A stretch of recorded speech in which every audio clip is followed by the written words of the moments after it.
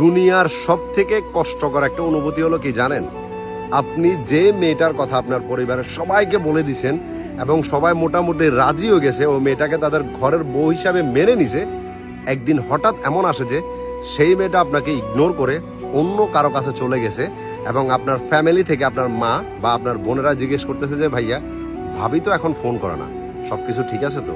ওই টাইমে যে ভিতরে কিরকম যন্ত্রণা করে, ওই উত্তরটা যে আপনি তাদেরকে দিবেন, এই যে পরিস্থিতিটা আপনার থাকে না।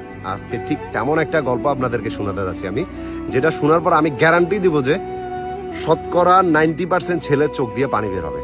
ছেলেটার সাথে ফেসবুকের মাধ্যমে একটা মেয়ের পরিচয় দেন, এরপরে 6 মাস পর্যন্ত তাদের বন্ধুত্ব কন্টিনিউ থাকে। এরপরে ছেলেটা নিজের থেকে মেয়েটাকে প্রপোজ করে। তখন মেয়েটা যখন রাজি হয়ে যায়, তো তাদের সম্পর্ক অনেক ভালোভাবে 1 বছর চলে। এরপরে ছেলেটা তার পরিবারের কাছে মেয়েটার কথা সম্পূর্ণ বলার পরে রীতিমতো মানে ছেলের পরিবার সবাই মেয়েটাকে আজ বউ হিসাবে মেনে নিছে। এরপরে তাদের সম্পর্কের বয়স যখন 1 বছর, মেয়েটা ধীরে ধীরে ছেলেটাকে ইগনোর করতে শুরু করে, ঠিকমতো টাইম দিত না, ঠিকমতো তার সাথে কথা বলতো না।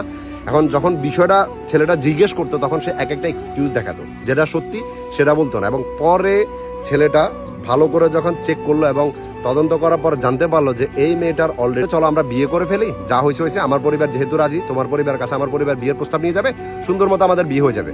তখন মেয়েটা বললো যে না, আমি এত তাড়াতাড়ি বিয়ে করবো না, আমার আরো টাইম লাগবে। ভাবুন তখন ছেলেটার পরিস্থিতি কি ছিল। বাইরে একটা অন্ধকার ঘরের মধ্যে বসে বসে নিজে কান্না করতেছিল। 3 বার চিন্তা করছে যে এই দুনিয়াতে সে আর থাকবে না।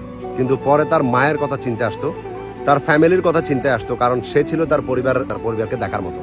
যদি এমন কিছু সে করে ফেলে, তার পরিবার কেউ থাকবে না। আর এটা চিন্তা করে বারবার ওই জায়গাতে গিয়ে আবার ফিরে আসতো। তারপরে এখনো পর্যন্ত ঠিকমতো রিকভারি হতে পারে না, কারণ স্বাভাবিকভাবে যে পরিবারের সাথে হয়তো মেয়েটার কথা বড়াই করছি, এখন ওই পরিবার বলতেছে যে কই তোর ভালোবাসা কই, বা যে বন্ধুদের কাছে বলছিলাম বড়াই করে যে ওর মতো মেয়ে হয় না, ও বন্ধুরা এখন প্রশ্ন করবে, হয়তো তারা ইয়ার্কি সহিত বলবে যে ফিরে কার জন্য এত কিছু করলে, সে এখন কই আরেকজনের সাথে চলে গেছে। এটা শুনতে কেমন লাগে? এই জিনিসটা হয়তো অনেকজনের কাছে হাস্যকর হতে পারে ভাই, কিন্তু যেই মানুষটা ওই পরিস্থিতিতে ছিল, ওইটা যে সে কেমনে হ্যান্ডেল করে উঠতে পারবে, এটা হয়তো তার মাথায় থাকে না। এই জন্যই আমরা ভুল ডিসিশন নিয়ে ফেলি। তখন চিন্তা করি যে হয়তো এই দুনিয়াতে আমাদের আর কোনো কেউই নেই, কাজই নেই। হয়তো এই একজন ছেলে তার পরিবারে কেউ ছিল না, এটা চিন্তা করে এখনো বেঁচে আছে। যদি সত্যি বলতে তার কেউ থাকতো, হয়তো সে দুনিয়াতে থাকতো না। আর এটা হয়তো আমরা সবাই ছেলেটাকে একটা না একটা বাহানা দিয়ে অনেক কথা বলতাম যে এটা কোনো সলিউশন না, এটা কোন রাস্তা না, এটা কোনো এটা না। কিন্তু যে ওই পরিস্থিতিতে থাকে, সে বুঝে যে তার পরিস্থিতি এখন কেমন চলতেছে। আমরা হাজার জনে জাস্ট তাকে বুঝাতে পারবো, বলতে পারবো, কিন্তু ওই সিচুয়েশনে আমরা পড়ি না যে তার যন্ত্রণাটা আমরা ফিল করতে পারবো। এটা একমাত্র সেই পারবে যে ওই পরিস্থিতিতে থাকে।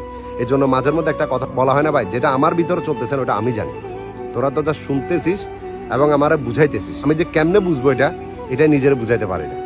এটা অনেকজন ছেলের সাথে হয় বা অনেকজন মেয়ের সাথে হয়। আর এই অনলাইনে যারা এখনো বিশ্বাস করে চিন্তা করতেছেন যে ওই মেয়েটা শুধু আপনারই আছে বা ওই ছেলেটা শুধু আপনারই আছে, অ্যানাদার কোনো ব্যক্তির সাথে সে কখনোই কথা বলবে না, এটা আপনার ভুল ধারণা। অনলাইন জগৎটা এমন যে ভাই একটা বইয়ের মতো, আর যেটা লেখক আমি নিজে, আর ওইখানে আমি যা ইচ্ছা তা লিখতে পারবো। আর আমি আপনাকে ওইটাই দেখাবো যেটা আমার গুড সাইড, আমার ব্যাড সাইডটা আপনি কখনো বুঝতে পর্যন্ত পারবেন না। বুঝতেছেন তো ব্রাদার? আমি তোমার একটা কথা বলি, ওই মেয়ের কথা তুমি মাথা থেকে টোটালি ফেলে দাও। এরা দুনিয়াতে আসছে কেন জানো? নারীর নামটাকে নাম করার জন্য, বুঝতেছো? এদের কথা চিন্তা করে নিজের টাইম ওয়েস্ট করিও না, নিজের ঘুম নষ্ট করিও না।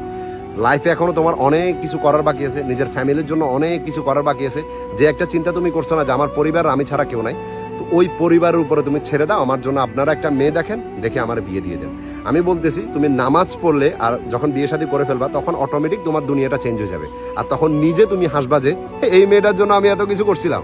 নিজে নিজে হাসবা নিজের উপরে, বুঝতেছো? এমন পরিস্থিতি সবার লাইফে আসে, তো এটাকে হ্যান্ডেল করে উঠতে হবে। এটাই জীবন ভাই। তোমার জন্য মন ভরে দেওয়া হলো ইনশাল্লাহ। আল্লাহ পাক তোমার এই যে কষ্টটা দূর করে দিক এবং তোমার জীবনে তোমাকে সফল করে উঠাক, ঠিক আছে? একটা দোয়া হলো। তবে কখনো অনলাইনে কারো প্রতি বিশ্বাস করিও না ভাই, কেউ না। যেমন ভালো হোক, যেমন হুজুরি হোক, যাই কিছু হয়ে যাক, যেমন হিজাবই হোক ভাই, হিজাবের পিছনের অংশটা তুমি কখনো জানতে পারবা না। জাস্ট ফ্রন্ট সাইডে 2টা চোখ দেখবা আর তার প্রেমে পড়ে যাবা। তার ভিতরে আর মাইন্ডে মুখে কি চলতে সেটা তুমি কখনো বুঝতে পারবে না। তো অনলাইনে বিশ্বাস করা যাবে না। অবশ্যই নিজের টেক কেয়ার সবার আগে করবে এবং নিজের ফ্যামিলিকে দেখে রাখবা। ওই দিন দেখবা যে জীবনে আসল মানে তুমি বুঝতে পারবা। আর দুনিয়াটা কত সুন্দর, আল্লাহ পাক আমাদের জন্য কত এর থেকে ভালো কিছু চিন্তা করে রাখছে, ওইটাও তুমি বুঝতে পারবে। ভালো থাকবা।